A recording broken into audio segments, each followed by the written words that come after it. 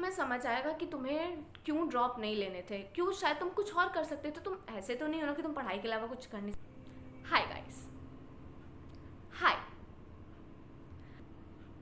Hi, Monica here. Please ignore the busy noise, क्योंकि heavy construction चल रहा है मेरे घर के सामने।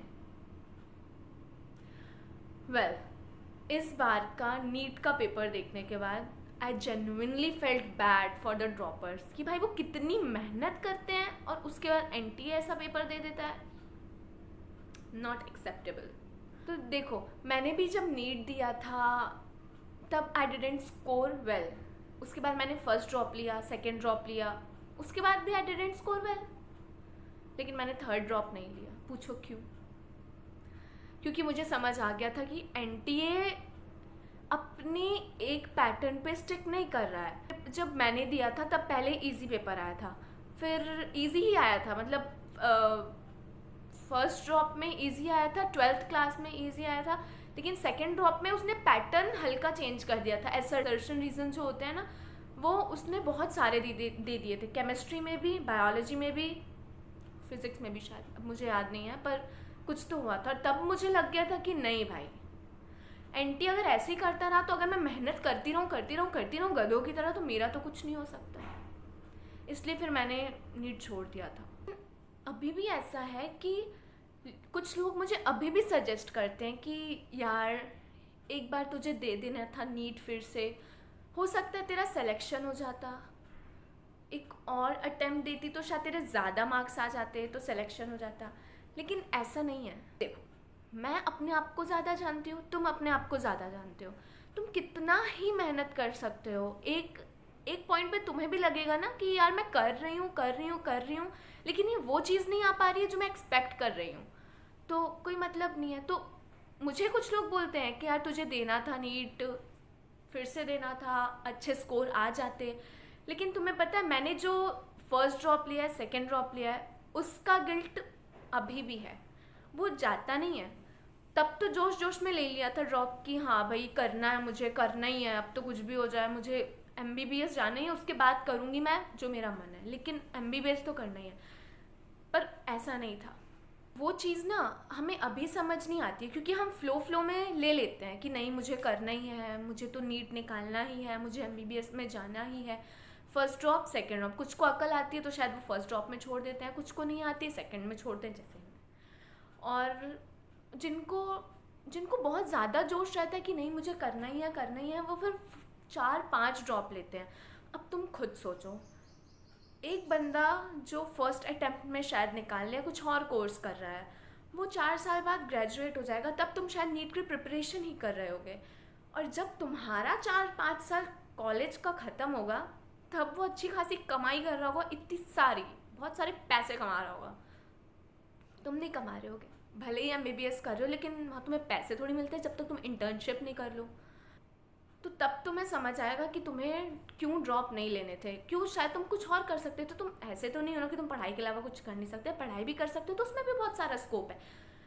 स्किल्स बहुत ज़्यादा मैटर करती है, तो अगर तुम स्किल्स पे अपने ध्यान देते तो तुम कुछ और भी कर सकते थे। और यही मुझे सिर्फ 2 साल में लगता है कि अगर मैंने उन 2 सालों में ड्रॉप नहीं लिया होता, कुछ और कर लिया, तो मैं आज शायद बहुत कुछ कर रही होती, या सिर्फ ये बहाना है, इसके बारे में मुझे भी नहीं पता। पर ऐसा है, जब हम ड्रॉप लेते हैं ना, तब हमें नहीं आता समझ कि ये सही है या गलत है। तब हमें सिर्फ सही लगता है, सब कुछ सही लगता है। माँ बाप जितना कुछ बोले, हमें कुछ उतना समझ नहीं आती है, बट वो सही होते हैं। वो अब अलग बात है कि अगर अब मेरे सामने कोई नीट की बात करे तो आई फेल्ट मिजरेबल। मतलब मुझे बुरा लगता है, ऐसा लगता है कि यार फिर से पढ़ लूँ क्या, बायोलॉजी मस्त लग रही है, केमिस्ट्री मस्त लग रही है, फिर से पढ़ लूँ क्या। पर ऐसा नहीं है, सिर्फ लगता ही है क्योंकि हमने प्रिपरेशन करी है। और ऐसा नहीं कि हाँ सिर्फ टाइम पास में कर दिया, बहुत मेहनत करी है। लेकिन ठीक है, कहीं ना कहीं गलती तो रही जाती है, मुझसे भी रह गई। One day out of blue मेरा भाई क्या बोलता है, दीदी बहुत लोग कॉलेज के साथ भी करते हैं प्रिपरेशन नीट की, तूने क्यों नहीं की? तू अब कर ले, तू अब कर ले, कॉलेज के साथ प्रिपरेशन कर रहा है, फिर से नीट दे दे। मतलब क्यों, मैं क्यों करूं? अब नहीं होता यार, अब और अब हो भी नहीं सकता। मतलब अगर तुम ऐसा सोचो ना कि यार अब बहुत ज़्यादा ऐसी मैच्योरिटी आ गई है मुझ में, अब मैं कर सकती हूँ या कर सकता हूँ, मैं फिर से देकर देखूँ क्या, नहीं। तुम्हारा हाल वही होगा जो शायद 3-4 साल पहले था। यार प्रैक्टिकली सोच कर ड्रॉप लो अपने फ्यूचर। मैंने नहीं सोचा था कि, मुझे लगता था कि मम्मी पापा क्या बोल रहे हैं कि आगे दिक्कत जाएगी बेटा, ड्रॉप मत लो। मुझे मुझे सिर्फ करना था, मुझे सिर्फ नीट करना था, एमबीबीएस निकालना था। नहीं, लेकिन सच में आगे दिक्कत जाती है। आगे ऐसा कोई बाहर से कोई दिक्कत नहीं आती है, मेंटली तुम्हें दिक्कत महसूस होगी। जब तुम बड़े हो जाओगे ना तब तुम्हें समझ आएगा। अगर कोई बच्चा मेरे सामने नीट की बात करता है ना, तो मुझे ऐसा लगता है कि वो बोलता है दी मैं नीट की प्रिपरेशन कर रहा हूँ और अब मैं नीट का पढ़ूँगा, मैंने कोचिंग ले ली है, मैं ये मैंने प्लान्स बनाए हैं, मैंने टाइम टेबल बनाया है, मैं इसको फॉलो करूँगा और ऐसा वैसा। तो यार मुझे ऐसा, पहली बात तो मुझे ये सुनकर लगता है कि मैं नीट की प्रिपरेशन करूँगा। मैं बोलती हूँ हाँ क्यों, मतलब क्यों करनी है। मुझे मुझे पर्सनली अगर कोई बताता है तो मुझे ऐसा लगता है कि यार तुमसे नहीं होगा, तुम फेल हो जाओगे।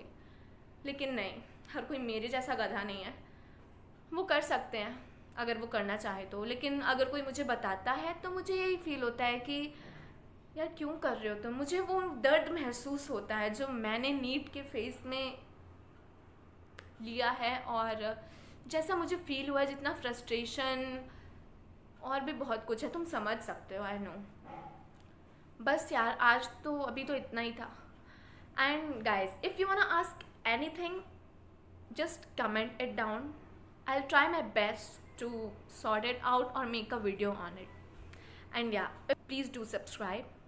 और हाँ, अपने दोस्तों को ये शेयर कर दो, अगर काम की हो तो भी, मस्ती करनी हो तो भी, फालतू की हो तो भी।